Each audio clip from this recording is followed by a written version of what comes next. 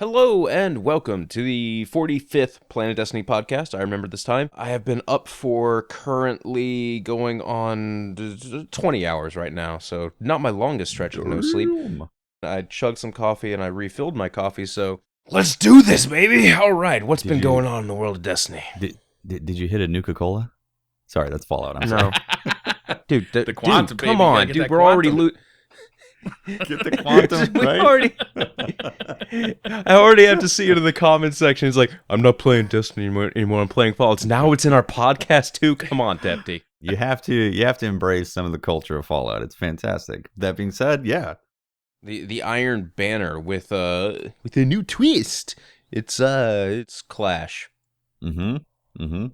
And have you guys been playing a lot of Iron Banner Clash? Me too. I have been. I'm level 3 right now, so I like how it's different from every other Iron Banner we've played up till now. I liked Team Deathmatch in other games like Call of Duty. The routes are all different. You know, with Control, we played Control for a year straight because of the Iron Banner. You know, you're almost forced to. I don't want it to be Clash every week, but I'm glad that this week it's Clash. I'm having fun with it. Black Shield is the worst map that has ever been made in any video game. It comes up a lot, too. Black Shield with a passion. Because why do you hate it? Why? Clash is a game mode with no set objective. Therefore, Black Shield, a map that has doorways, which don't need to be there, by the way. The doorways don't need to be there because the map geometry itself creates a perfect doorway. You already have stuff to hide behind in the doorway. You have corners. You have long hallways. And the only thing that the doorways lead to is camping, especially in the Clash mode when, you know, in any other Iron Banner, if you're camping on the inside, well, GG, you're going to lose because there's an entire other game mode going on outside of the map. No, with Clash, get the whole team, pile on in there, start making s'mores, pitch a tent, camp your ass off. So Team Deathmatch is always going to be a camp-heavy mode, right? It's all about KD. Like, you don't win or lose based on how you play. You win or lose based on your team's collective KD. It's how people are going to play because it's safer to camp, right? It's better to play passively and defensively on that map as opposed to just being on any map in Team Deathmatch. That's the way that players who aren't as skillful as, you know, the guys who can go out there and play super aggressive and get, you know, a 5 KD. That's how, you know, a player wins Team Deathmatch. It's how a team wins Team Deathmatch. Unless you've got like really high level players on your team. So that map just really supports that style of play, I think. Here's the reason why I have fun with this type of game mode for Iron Banner. If your team keeps crashing against the wall of whatever setup they have, if they're going to be in a room camped out, corner them off, trap them from the objective of the heavy weapons, and then use your supers to do what supers do, wreck fools. Where it gets frustrating is if you're playing or if you're playing Iron Banner by yourself, and you know you're playing with blueberries who just are like, okay, I've died 15 times going through that same door. I think it's going to work this time. You know, he'll eventually run out of bullets. They're gonna, but they don't. So I guess the challenges in Clash is if you're playing with a team, I find that it's a lot of fun, especially if you're communicating. Because you can try to do different things and set up in different areas and zone out the enemy from, you know, getting heavy. But I'm with you, Patrick. It can be frustrating as hell when you're doing it by yourself. So here's my feeling on it. And I've felt this way for a while now about Destiny's 6v6 game modes. I honestly think these maps were not designed for 6v6. Or if they were, they really need to take away the special, just like they do in Inferno, and limit... Either take away heavy or just limit it to like one rocket or one or 1.5 magazine of a LMG clip or magazine, because it's too chaotic. Like what Patrick is saying, there's no reason to get out of there because you just keep on spawning with all this ability to stay in one room and camp right there. And I get that you should play as a KDR focused. I totally get that what you're saying on that, Briar, but. For the game mode and the number of players in it, I just feel like 6v6 is too much. 3v3s work out great, and if there was like a 4v4 mode, I think it would actually balance out really nicely. But 6v6 it's just chaos. in my opinion. It's not necessarily the number of people. It really has to do with the objectives. The maps in Destiny are really designed around having objectives to move around in the map. But for Clash, when it comes to moving around the map as a whole, a lot of the maps just really fall short. That's just my opinion. But Skirmish play is very different. And Skirmish is 3v3, essentially like that. 3v3 Clash with revives. And I think that's why I feel that the 6v6 version of it is just too much. There's too much super, there's too much special, and there's ultimately too much heavy when heavy comes up. I don't know. My computer is playing music, and I have no idea why. Like, I'm not it literally editing just this. started. I'm not editing that Like, out. I don't understand why my computer just started playing music. You hit the mute button? No, there's no music playing. I have nothing on. I don't even know this song. It's a website. It's got to be a website and an ad that's open. I'm looking for. There's nothing unless Destiny like. No, it's not Bungie.net. That's the only website I have up. I swear to God. What is going on with my computer right now? This is a shame. I'm gonna have to edit Pope's audio out because it's gonna like hit a copyright strike or something. For Oh having my that music God. in there. That's hilarious. I seriously sounds like can't get some it to Usher stop. I have R&B no coming idea. in. It's hilarious. Really? Wow, that's amazing. That's absolutely amazing. I don't want to, like I said before, I wouldn't want to see Clash every week. I'd really like to see him rotate through all the 6v6 game modes with Iron Banner. I think that, would give it kind of a fresh look every week. But level Rift or advantages. zone control, hell yeah. I want to try that. Those for are Iron great to Banner. play. Clash, I played it on stream, and I just started getting the same feeling. I was like, oh yeah, do I really want to keep on playing this game mode? I've never been a huge fan of the 6v6 combat in this game.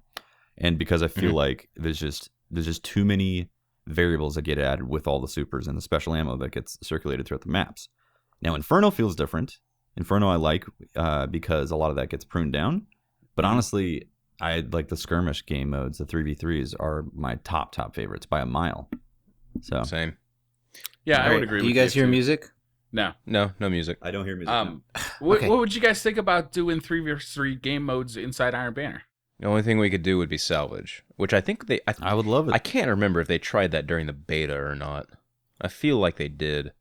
Again, it's level advantages added to that game mode, and I enjoy that game mode. The Iron Banner is a weird thing, though. It feels like year one content, like especially when you compare it to Trials of Osiris. It just feels like old content. It's never really been updated in a meaningful way, as far as I can tell. It is nice that we're getting You get better 310 rewards from it artifacts this now, time. Briar.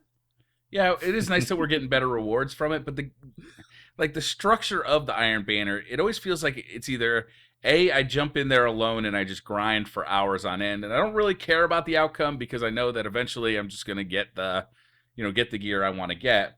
Or B, I go in there with a whole team, and all of a sudden it becomes super tryhard because our team is getting matched up against other teams, and then all of a sudden it becomes like this kind of sweaty experience, which I actually prefer. I like that.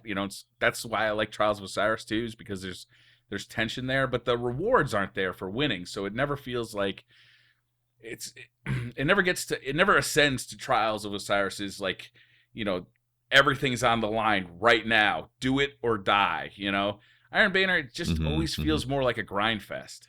How about we see some type of like matchmaking ladders, or like let's see people get actual ranks from it or something, and then I think that it's not an issue. It doesn't feel fresh every week. I know that we have some new armor and things like that, and that different stuff is dropping.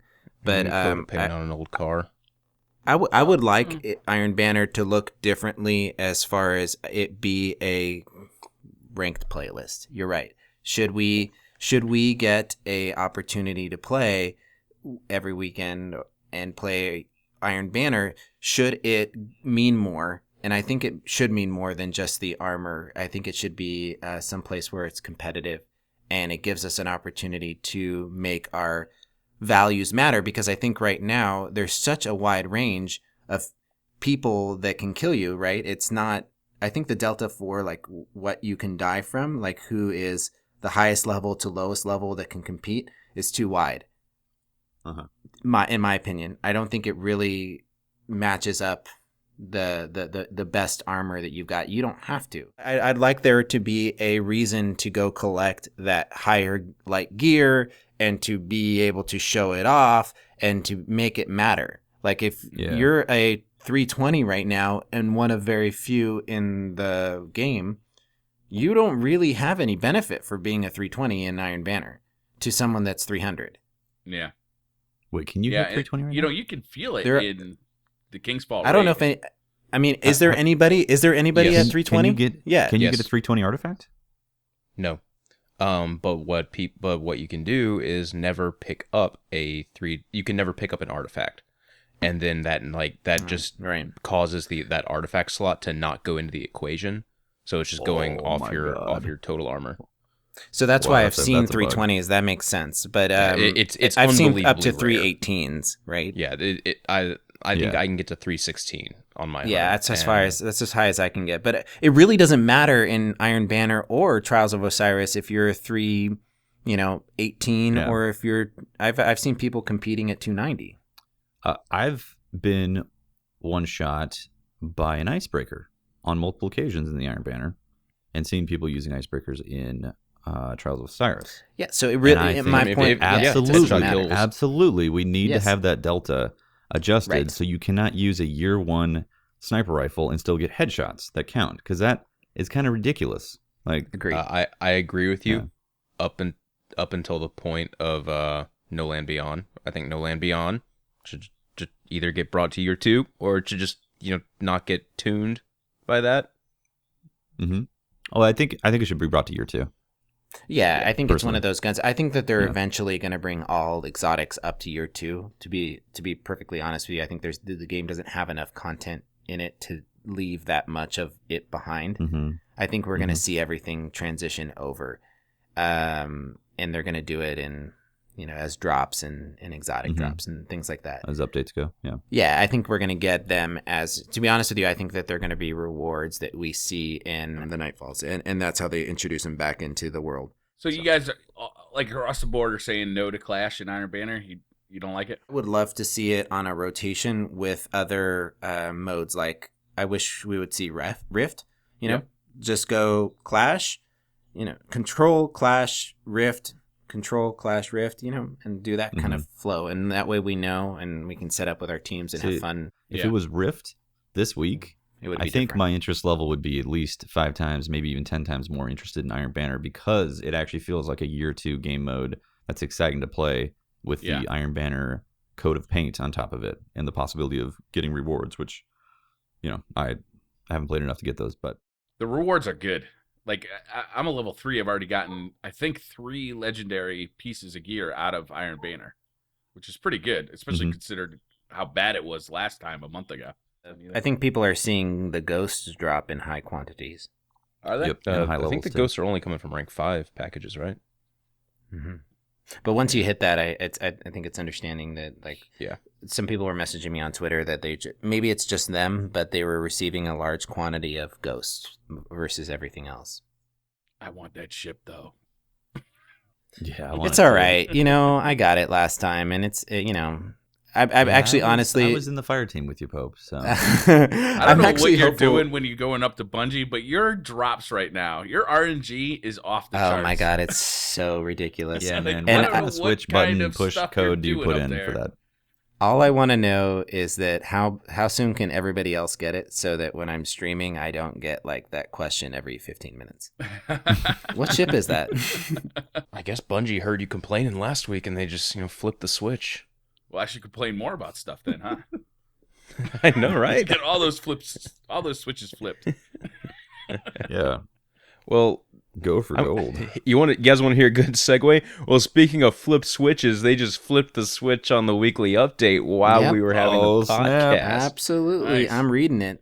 Changes to auto rifles.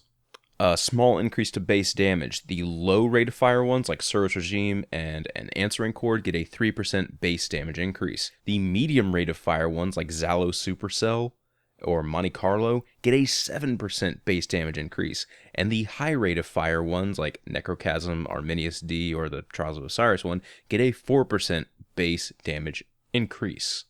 Thank you very much, Bungie. Yeah, that Trials of Osiris one is already pretty good. Now it's going to be baller. Yeah, that's gonna wreck. Yeah. I honestly don't know how I'm gonna feel about that one. Well, I think the Zalo and area is the one that they're trying to hit here, and I think for a good reason. I find that while the Zalo itself is impressive because it shocks, the shock and awe when you're getting shot with it is pretty impressive, and it knocks you off your shots and kind of feels like a heavy ammo gun is shooting you. But other than that, I think they're slightly underwhelming, and the medium rate of fire ones needed that buff. This is the type of balance that we were kind of asking for, and we're getting changes, but more surgical changes instead of just broad sweeping ones. All pulse rifles get a buff. All auto rifles get, and that kind of stuff is done. Yeah. That's nice to see. There's more tweaking, like more fine tuning, and that's what the game needs. Yeah. Also, I wanted to say that it actually is all auto rifles are getting buffed, and all pulse rifles are getting debuffed. That's right. But specifically they're getting variations on each archetype. Yeah, and I think I misspoke there. Yeah, you're right. Yeah. No, I'm just saying it is still it's still kind of broad, but at the same time, there's nuances in there that are going to be really interesting. Right. For the changes coming to pulse rifles, the low rate of fire ones like the Messenger or Spare Chains are getting a 9% base damage reduction. That's big. The No Time to Explain and Red Death types are getting an 8%. Oh, well, That's screw it. medium, They're both of them, actually. If I go one more line down lower, I guess it Patrick. really doesn't matter, yeah. Yeah, both like Hawksaw, No Time to Explain, Bad Juju types, basically all the types they're getting an 8% base damage reduction. But then the highest rate of fire ones like Grasp of Marok are only getting a 2% base damage reduction. And they're increasing the base damage against AI combatants to 1.3 times, and it was 1.25. So they are this is a PvP nerf. This is a PvP nerf, and then they're combating the PvP nerf by buffing them in PvE.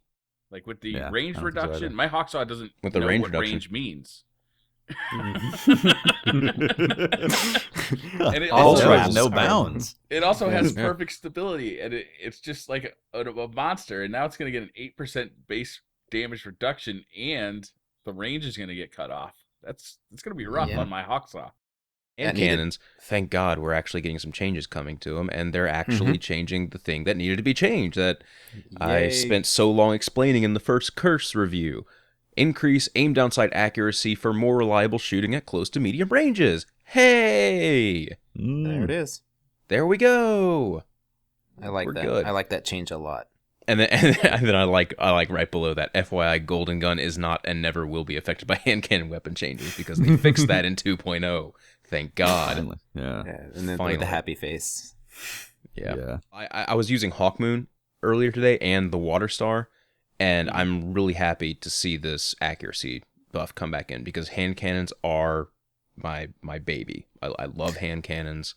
I cannot wait to Patrick, have you seen the legendary mini Hawkmoon? Legendary mini Hawkmoon? I forget what it's called. It's called Yeah. I have one. Oh, I mean, I depending on the role you get, and I feel like I got a pretty good one. That thing is really nice to use, and with these changes, it's going to be even better. I think it's actually going to be effective at close range. So, shotguns. This is a wall of text. I'm just going to read through it.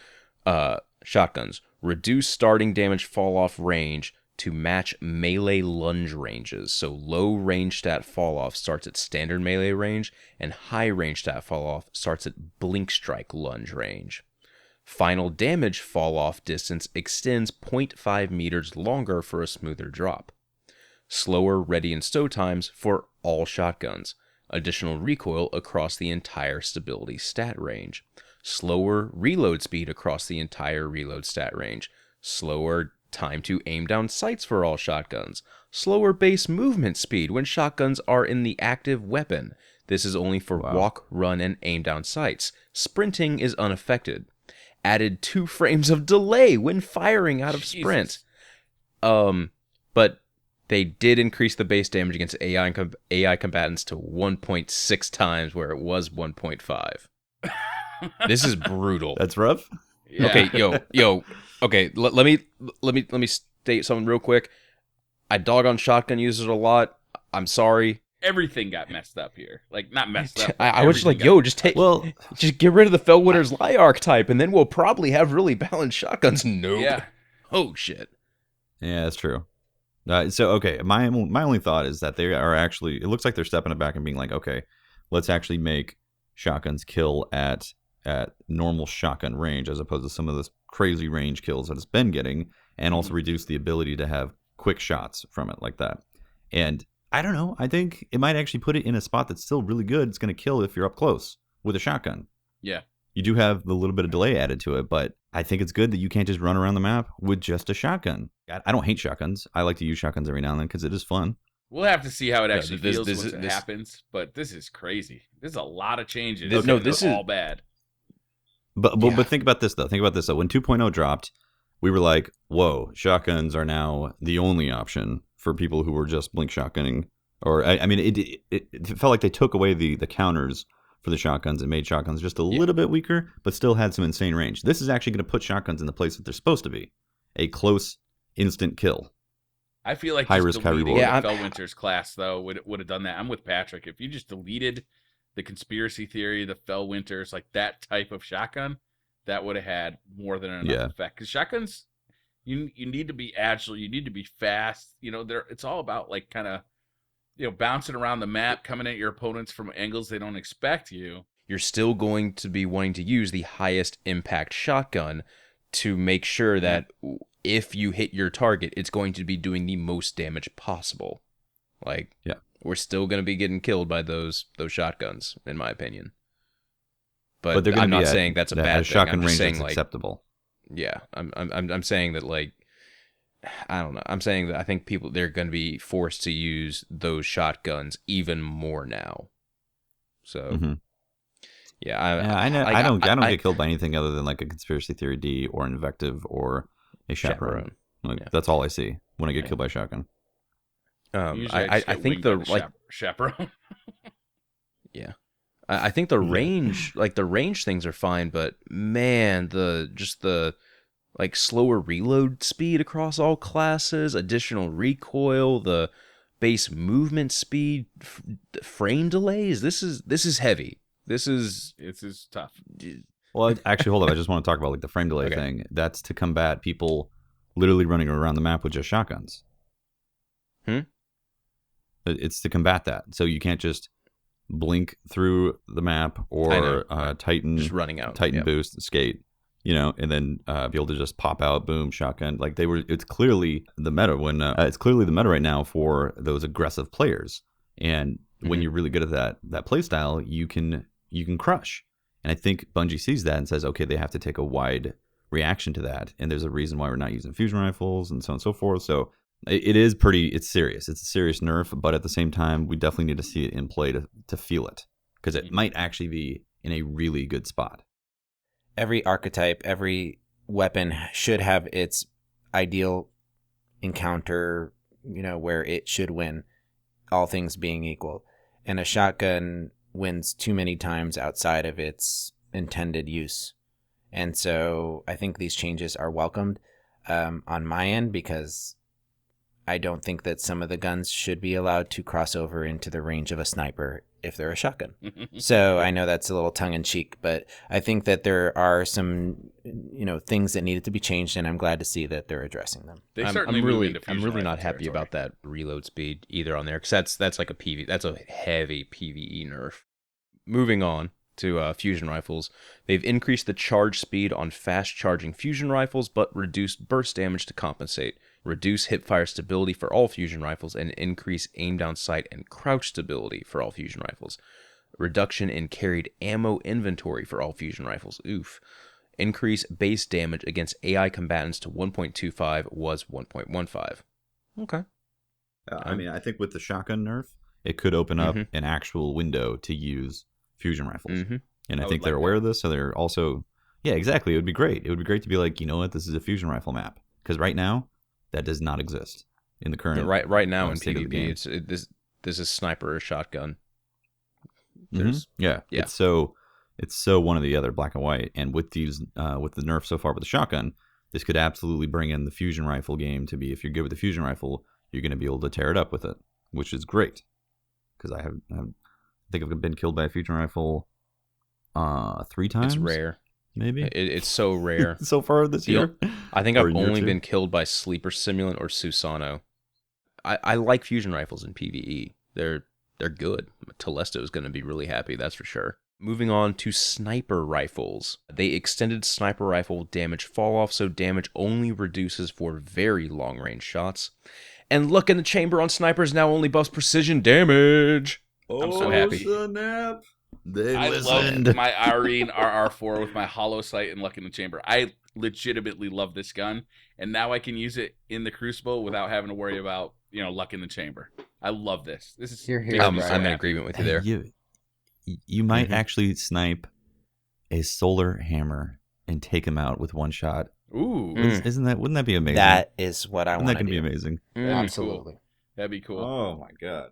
Moving on to sidearms, they increased the ready and stow speed for all sidearms. I suggest everyone goes watch KJ Hovey's most recent video where he's doing trials carries while using No Land Beyond in a sidearm. Yep. But it shows how the sidearms being so fast to ready up can be an amazing second to a lot of guns.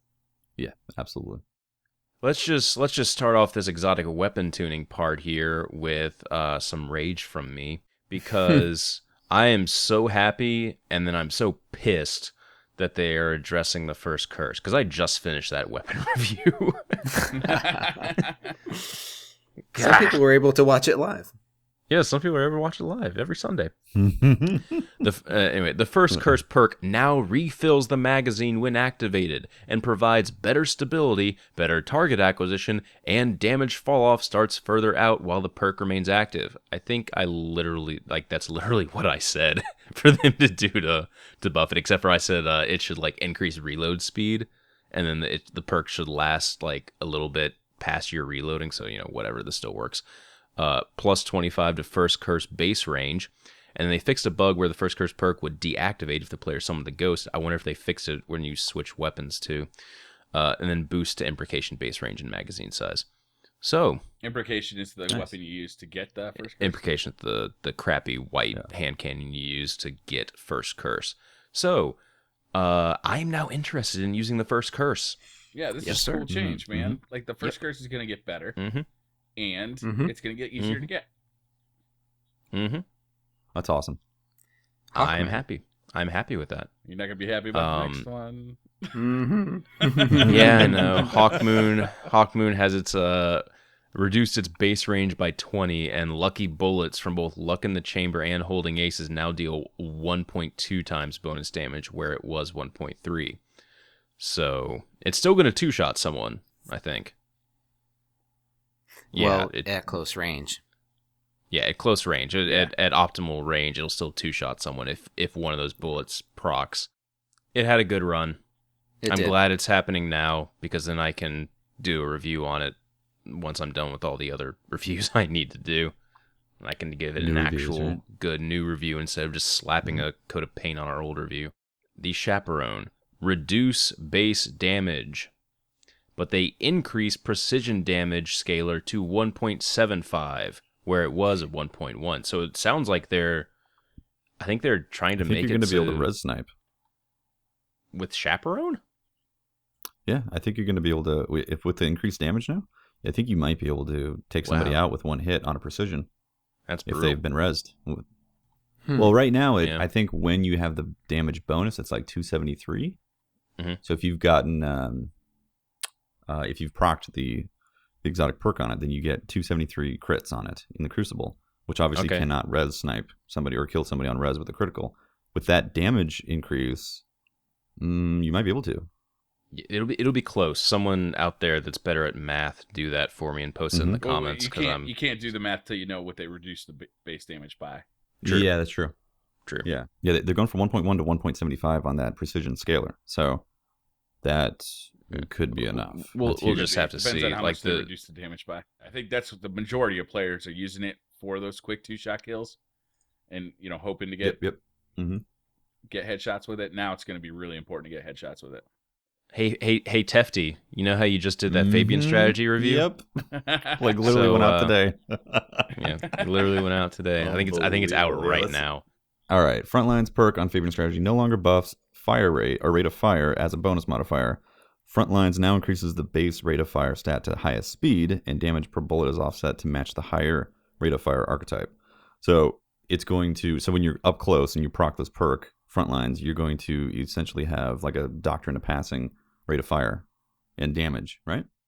I don't know if that would actually make it worth it using that. Because it's still really risky to get up close to proc that in PvP. And the damage granted, in per bullet is PvE, offset. it could be decent. Yeah, exactly. So the damage per bullet is offset. So it's like, it's still not a great reward. All right, next is removed Extended Mag perk and replaced with Flared Magwell. Remove Small Bore perk and replaced with Rifled Barrel. This is great, actually. Needed to make these changes to prevent shipping a magazine bug that could trigger when reloading the weapon while Frontlines perk was active. That's interesting. I noticed the mag was bugged a little bit on that when you were rolling Small Bore. I think Rifled Barrel is way better for that range. It still lacks stability, really bad. Well, so read that next and line. then the next one, increased base, reload, and stability in the weapon to help offset the removed stat upgrades. So the question is, how much of a buff are they getting? Because as it is right now, it's below average, and it definitely needs to be above average to warrant the exotic perk or the exotic slot that it is right now. Mm-hmm. Yeah, it's interesting. Definitely, that's the one thing that I noted. To have some kind of activity to it too. Right now, it's been proven, I guess, that there is an effect. I didn't watch your review yet. Did you actually test the effect of the Frontlines perk? Yeah. Yep. So you definitely get a stability boost. Like it's noticeable on that. Yeah. But the rate of fire increase is literally like a bullet or two per magazine. It's like 2 frames. It's like 2 frames per animation. Yeah. So like if it happens in like unloading the magazine takes like, I don't know. I don't know. I've never counted the frames, but let's say 90 frames regularly. It's like 88 frames. So it's like you can hardly detect it by recording it and slowing down the video. It was so minimal. I was like, it's just amazing that like that passed the filter test in Bungie as being an exotic perk. And what I would have liked to see, and I said this in the video, is that right now the Fabian strategy makes no sense whatsoever that it's limited to a Titan. Like, what is the purpose of just using this on a Titan?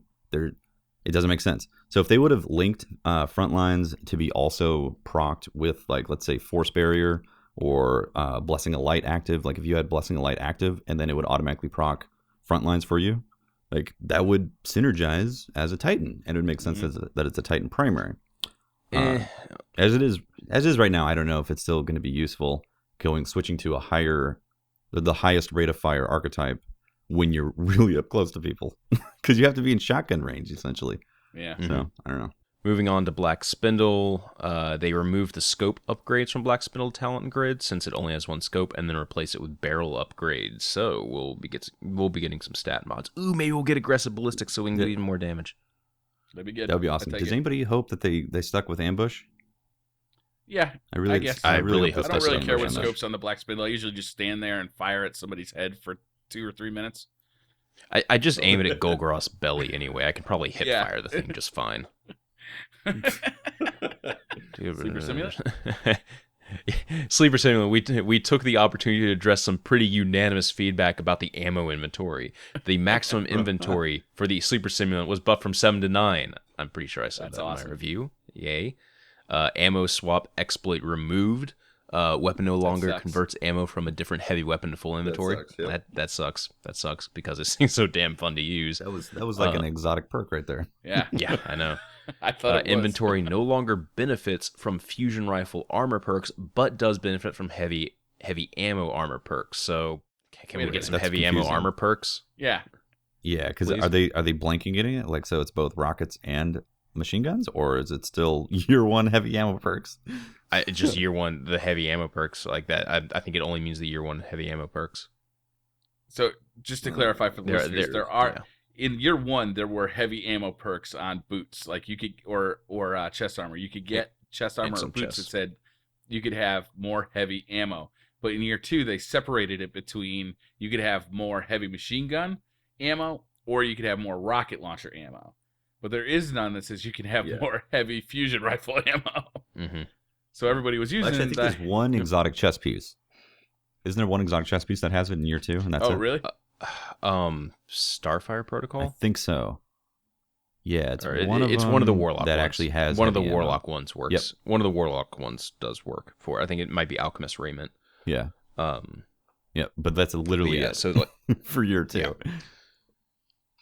But I mean, as a good thing, everyone is getting an increase from 7 to 9. So yeah, that is nice. Those 2 more shots, you get 3 full mags of awesome fun time, and so just that 2 thing and is a beast 1. too. Mm-hmm. Like I think it's one of the most fun guns to use. Bring it into old content, especially. Bring it into face Atheon or Crota. It's a I need to go back and face Sepix with that thing. Sepix. Oh, Sepix. Tether him and then hit him with the sleep assemblant. I haven't visited that loot pinata in quite a while. So all in all, what do you guys think? Like, there's a lot of changes here. I think pulse rifles are getting a pretty big nerf. Auto rifles, I mean, it could be that auto rifles become the new meta from what I'm looking at. Well, yeah, listen, that Monte Carlo might be the new jam. I'm just saying. Monte Carlo's already good, and it's going to destroy. There's a really interesting build that I put together with the Sunbreaker Titan with Monte Carlo. That right? With the Sunbreaker? Yeah, the Sunbreaker. Mm-hmm. I just found a way to make it powerful. I know it was kind of weak before. It kind of so sucked. There is 2 different ways you can build a Sunbreaker. One with the sunspots, and the real powerful one was with the explosive, pyre, and it's like that one, right? Immolation Fist. But there's another way that you can use them, and it's with these sunspots. And there's also a melee that when you punch, it creates an explosion in a sunspot, right? I tested it out the other day, and with these buffs, it's going to be amazing. Maybe even good for PvP, but definitely in PvE with like trash mobs and things like that. The Monte Carlo will feed your melee. Your melee then, based on your armor, will produce more grenades, and the grenades feed the melees. And you sit there and you proc over and over and over again. And I tested it, and it just absolutely destroys. And so I'm going to put together that build and kind of write it up. But it was a fun way to go. And I think that now that the auto rifles will be more powerful, it's going to be a viable way to use that other part of the Sunbreaker. I think the biggest takeaway from this whole set of changes is that we are, is it 2 months? We're coming up on, I guess 3 months would be in December.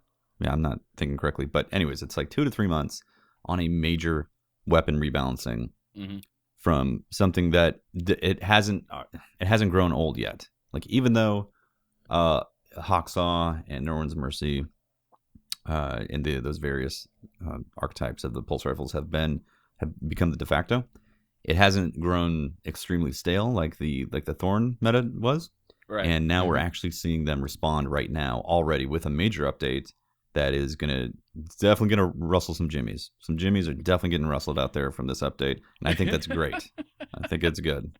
Yeah, it'll be fun to see what the new secondary meta feels like. With shotguns are really getting nerfed. Sniper rifles are actually getting a buff, and there's a lot of talk right now that in the community that sniper rifles might be a little strong as it is with all the aim assistance they have. I feel like the true shotgun people are still going to shotgun, and I think there's going to be new people that decide to pick up fusion rifles and are going to be extremely, extremely talented with them.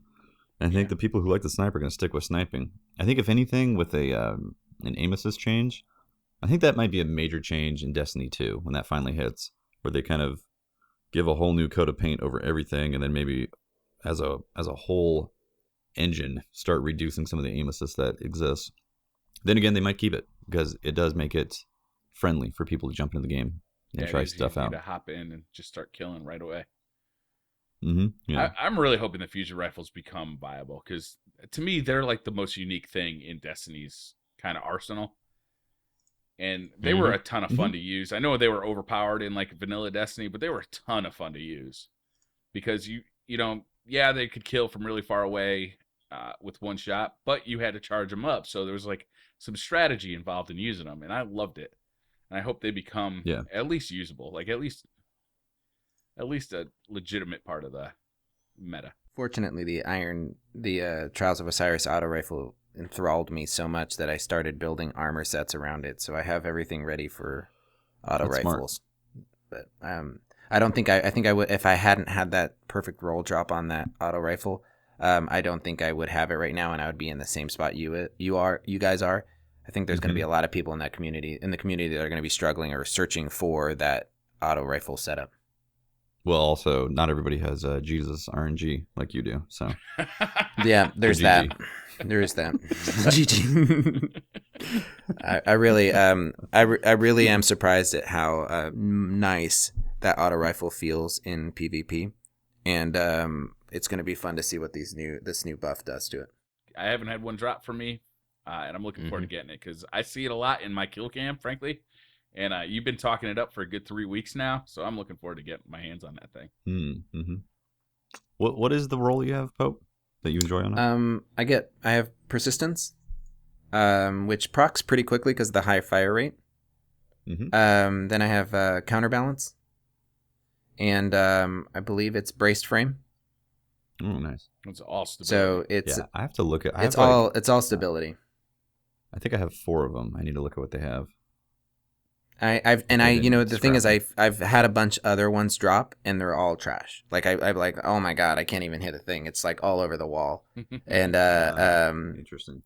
And it's with this one particular role that just feels so solid, and I don't lose many gunfights to it. To be honest with you, I in the old setup, even without pulse rifles getting nerfed and auto rifles getting buffed, I was winning a lot of those gunfights against pulse rifles.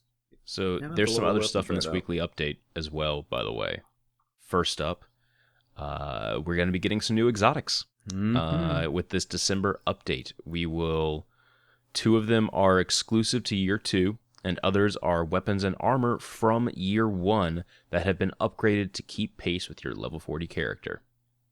Yay. Ooh. I think we know what the 2 that are coming in. Yeah, it's probably the hunter chest piece and the Titan chest piece. Yep, Twilight Garrison. Yeah. Twilight Garrison, good. So maybe I'll finally be able to get one of those. Do a review on it. I'm almost more excited about getting the old stuff back. The new stuff, for some reason, just doesn't have the allure as the old stuff. It's not as good. My bones of my bones of AO.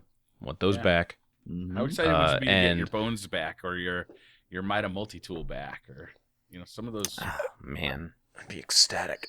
Dude, I want my armamentarium back. Yeah. Oh, next week, they're going to be talking about the challenge mode in King's Fall Raid for normal and hard mode.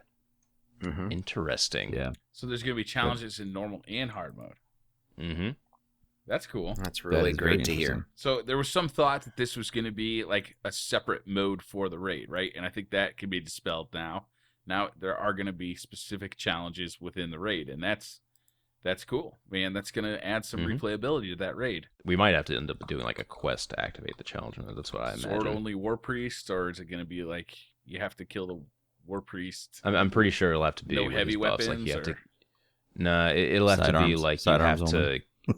I'm pretty sure for the War Priest one, it's going to be like you have to kill him with his modifiers active in a certain manner. Like have all 3 of his modifiers active when you kill him. Mm-hmm.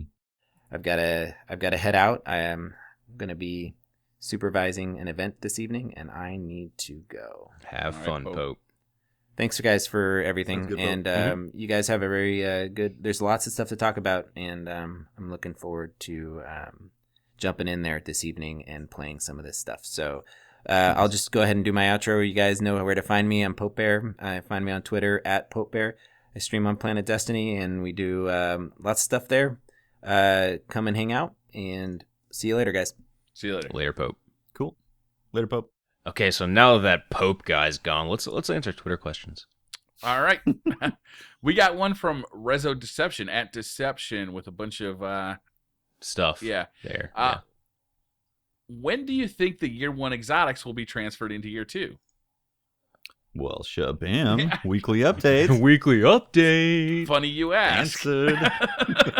We're probably starting to see the beginnings of that. Yeah. I mean, we've already started to see the beginnings of it. And I think it'll continue for the entire year.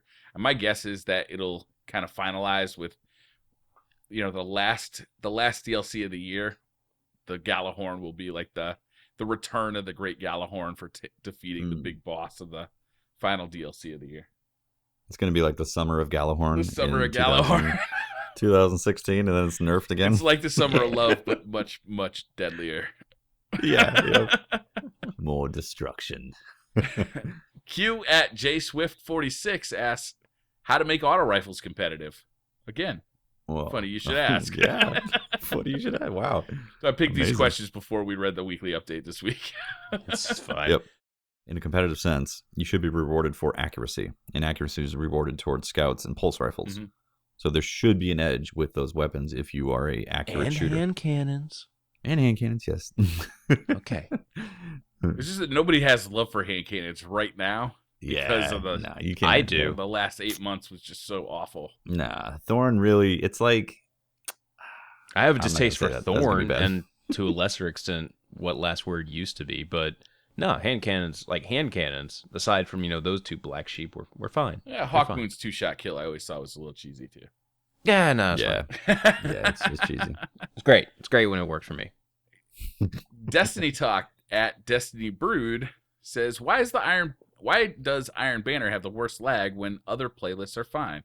People that normally probably aren't doing PvP and joining up into these playlists are going, hey, this event is active. I see this reward. Maybe I want to go get it. Whatever. My guess is there's people that are normally not doing PvP jumping into the Iron Banner that normally just don't do PvP because they're lagging or something like that. It's also a timed event, so you're going to be seeing a just greater number of people doing this one specific event than the normal dedicated Crucible folk. Theoretically, though, more people would mean less lag because the more people that are available that you could get match made up with, the better that pool should be, right? Is the closer they should be to you, the less lag there should be, the closer they should be in matchmaking. That is true in theory, but this is Bungie's matchmaking that we're talking about here. Mm-hmm. Yeah, which I think ultimately it's their netcode and their peer-to-peer network that it just feels like it hasn't been updated for a long time. And I'm not a network engineer, so I could be talking completely out of my ass on that. But it just feels like it in comparison to other games on multiplayer. It just their peer-to-peer connections seem to be awful, and it's like they rate whoever they find first over ping. So that could be it. So they, instead of like sorting these maps or these connection speeds by ping, they sort them by who's ready to play right now, and favor that over getting a good game. And I think anybody who spends a little bit of time in the Crucible would prefer ping over getting a match right away.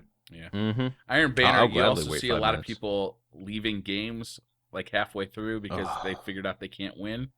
And I think that creates a lot of lag because the game might have to switch hosts. You see a player like just standing there, you can't damage him. That's because he's actually not in the game anymore. Stuff like that I think happens a lot more in Iron Banner than it does in normal playlists. That's true. Also, I think people tend to jump into a group with each other, maybe LFG it, and then because it's peer-to-peer connections, if you're connected up with a buddy who's across the states and across the world, yeah, maybe his Wi-Fi is via the university, and that university hardly gives you any upload speed, then you're going to have lag, but you keep on playing with them, and then him or her, and then they introduce lag for everybody in that match that they get matched up with because of the peer-to-peer connections. Yeah, so there's a bunch of reasons. I've never heard of this guy, Michael Tash. You guys ever anything? Get any? Yeah, everybody. He's kind of a dick. What other games are you guys enjoying while between Destiny content drops? Oh, Tefty, what have you been enjoying? What have I been playing? Yeah, I've been playing all the big ones that have dropped. Yeah, Battlefront, Fallout, the Tomb Raider is amazing. I'm looking forward to Tomb Raider. Visually, holy crap, man! Get ready. Like there was times where I was like, oh god, I have to do something because I was in the middle of like a cinematic experience, and suddenly it's QuickTime events for this this thing. Like when you play that intro, you're gonna be like, whoa, Yeah. this is some next gen stuff. The last Tomb Raider was phenomenal. I was really pissed off they released that on the same day as Fallout 4. I just think, like, business wise, it just seemed to be such a poor decision because I know I'm waiting until I finish Fallout 4 to play that. Right, and that's gonna be a while. Mm-hmm. Yeah, yeah, I hear you on that. I don't know why they did that, but I do say it's so far what I've played is fantastic. Visually, it's stunning and it's awesome. But also Battlefront. Holy crap, Battlefront's amazing. You're enjoying Battlefront? It's a great game. Oh man, it is so fun. You go in third person, and it's like you're in a Star Wars battle. Plus, it has dedicated servers. Oh, the connections feel good. Oh man, it is so fun. Big I've been having a matches, blast too. with that. Yep, 20 versus 20. Yeah. It's really cool. Holtzman, I've what been are playing you Microsoft Excel Simulator. Spoiler warning for Metal Gear Solid 5 story, if there is such a thing as a story in that game. Your entire base gets like an infection or something, and then you have to like quarantine people, and you just have to like go through every single member. And at that stage of the game, you have something like 600 members in your base. And you have to individually go through every single one of them. Oh my Wow, God. you were not joking. Microsoft Excel. Yeah, it's spreadsheet just simulator. straight up Microsoft Excel Simulator. I can And I honestly say misclicked F like that. two or three of them. And I had to go back through that entire list again. Ew, That sounds awful. good lord. It was absolutely horrible. It was a good 20 minutes of my life that I can no longer get back. Like basically, you know, you cure the infection or whatever, and then later on in the game, you get like a voice message saying, "Boss, the infections come back." And I'm like, God damn it, I'm letting all of them die. I'm not doing that again. I've been playing that's a little weird. bit of Black Ops 3, which I like, but I think Trials of Osiris has kind of ruined me on multiplayer games in general. Like that game mode is so much fun, and there's so much on the line, and it's so sweaty and try hard that I love it so much. It almost feels like you have your own little competitive gaming environment just tailor made for you. And there's just nothing like that in other games. So that game is, Yeah, I like agree it. on that. You know, it's fun, but it doesn't fulfill that need for me anymore that Call of Duty used to. And Fallout 4 is just phenomenal. That's been my, like, just sit back on the couch and chill out for 4 hours and play some Fallout 4 and just explore. I love that game. Yep. Nathan Grinke says, I'd love for you to talk about Iron Banner weekly bounties being too easy. Do you guys think they're too easy? They are a reflection of what the game type or of what Iron Banner is, and they are a grind. They're not necessarily easy or hard. They just take time to complete. Mm-hmm. So that's my opinion on them. I kind of hardly notice them, to be honest with you. All of a sudden, a notification Yeah. pops up on my screen. You have completed a bounty. I'm like, oh, okay. I'll turn that in now then. Yeah, that's pretty much the way it is for me too. I never even pay attention to what it is. I just somehow complete it sometime during the week. I'm like, great. Eduardo Dominguez says, with most FPSs out right now, is Destiny one of the best so far? I would say so. I mean, given the gun dynamics and the feel of the game, it is still and absolutely is one of the best FPSs out there.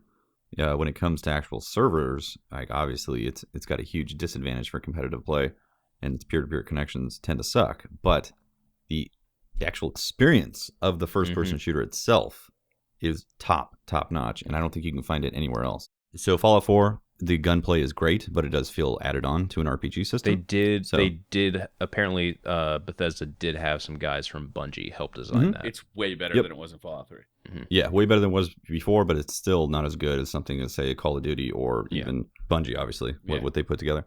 Battlefront definitely feels like you're in a Star Wars movie, and all the bullets have travel time, significant travel time. You have to lead your shots like tons. There is no hit scanning weapons, at least that I'm aware of.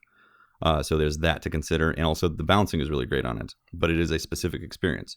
Call of Duty feels like Call of Duty. Like the maps, I think, are great, and I think what they've done with Black Ops 3 is fun, but it still feels like Call of Duty. So if that's what you're looking for, then you're going to get it there. Halo is a very, very specific, balanced, competitive environment sandbox that is specific to the Halo world, and it has a pedigree to it. There's nothing like the Halo sandbox except for Halo. So there's that experience to it, and then Bungie has created Destiny, which feels which bridges that RPG / really great first person shooter mechanics together. So I personally think that Bungie has something that nobody else has. Yeah. In the feeling of a first-person shooter. But all of them have their flavors to them, and that's my summary. Yeah. I agree 100% with you, Tefty. A lot of talk has been like, Destiny's dead right now because, it's off of the Twitch main page, right? It's like, I'm not worried about Destiny. Not at all. Oh, I'm not worried. Yeah. I think it's great that we have all these options that are coming out, and I think it makes Bungie sweat a little bit. And Lord knows, a little sweat never hurts you. Yeah. It's good for you. It's fun for gamers right now. I mean, these games are good. It's great.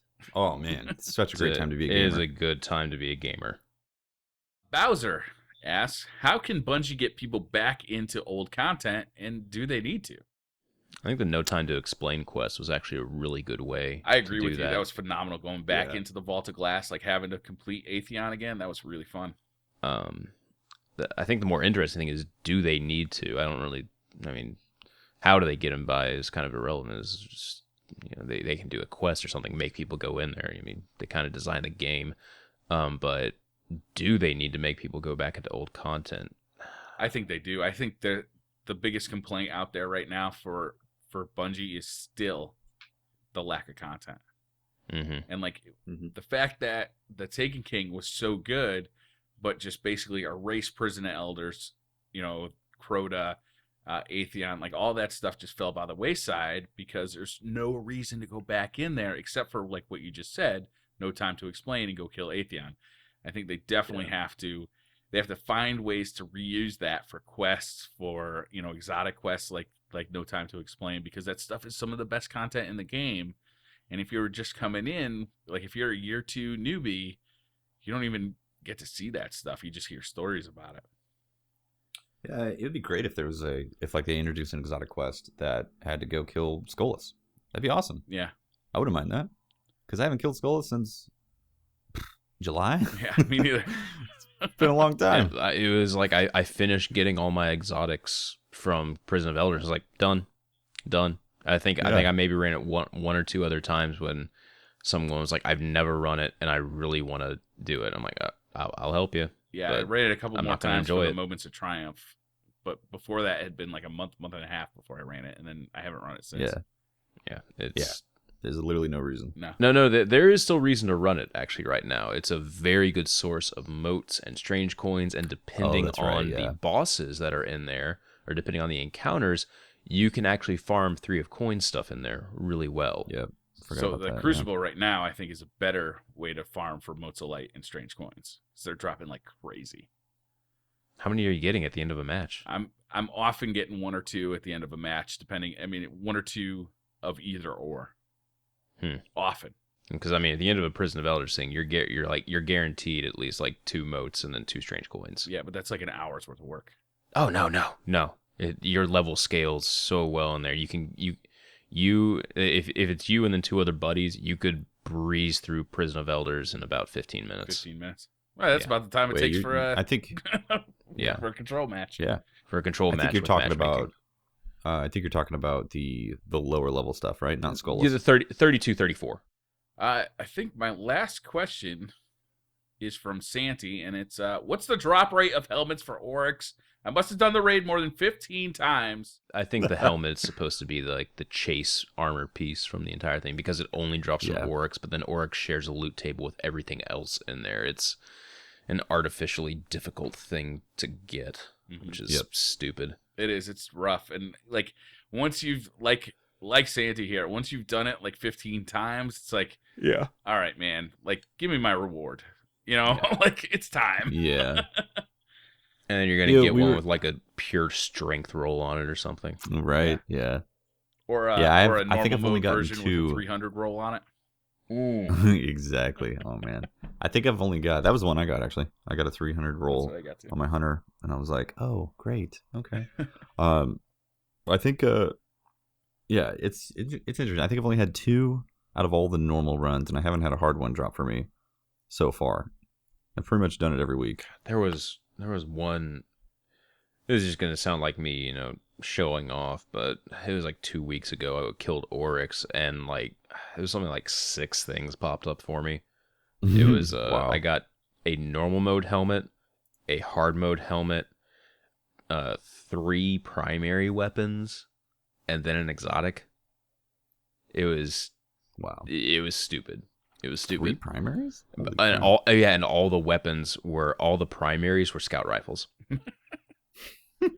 with the same roll. I What are the just got the chances? normal mode shader yesterday.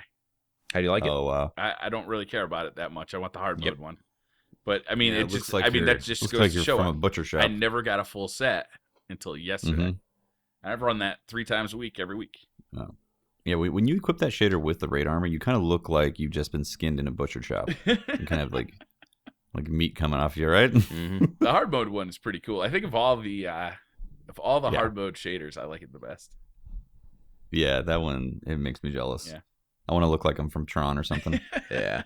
Speaking of from Tron, that's one thing that we didn't talk about in the podcast. Mm-hmm.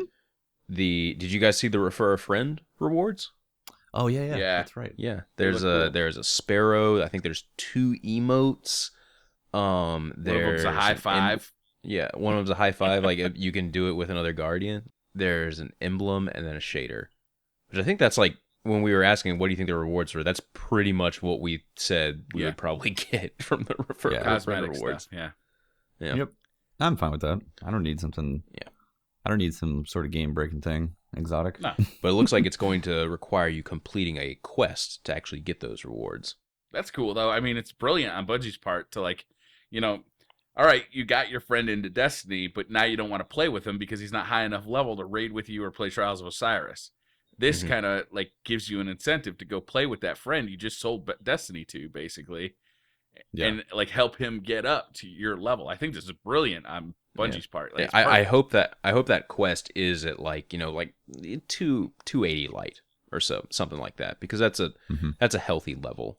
Like to finish the quest has like the end tier of the quest has like a 280 requirement on it. That'd be nice, because then after that he'd be like high enough to run the normal mode raid if you have a couple other people. Yeah. Yep. That's right. And I think it'll be pretty significant. If you're getting all of those items from doing one quest with one blueberry or with one newbie, it's going to be a pretty significant time investment, I would guess. Mhm.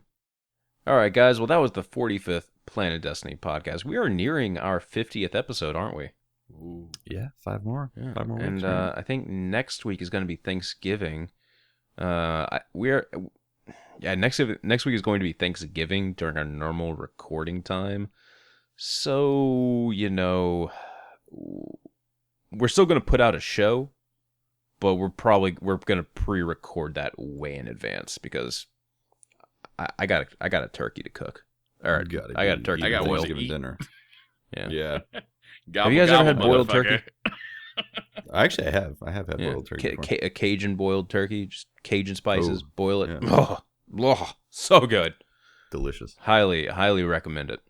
Very easy way to cook a turkey. Anyway, we'll put we'll put something on special gluten-free for Thanksgiving. For all of the people that are gluten free out there, I do gluten free stuffing for my turkey. I just don't do stuffing. Mhm. That's my gluten free stuffing. I just make more gravy.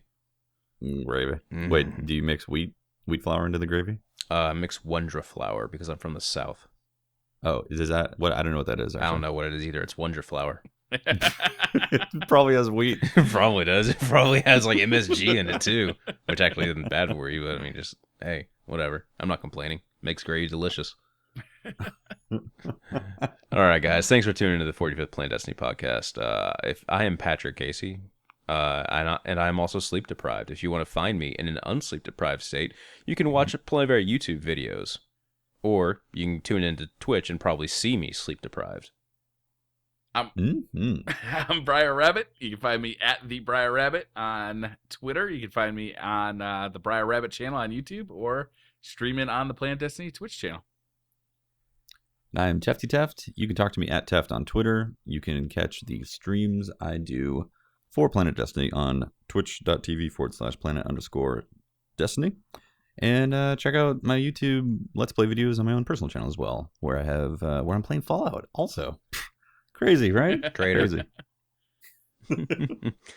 All right, guys. Oh, yeah, and then Pope's already left, so we don't have to wait for his send-off. All right, guys. Thanks for tuning in to the 45th Planet Destiny podcast. We will see you next week at Thanksgiving. Yeah.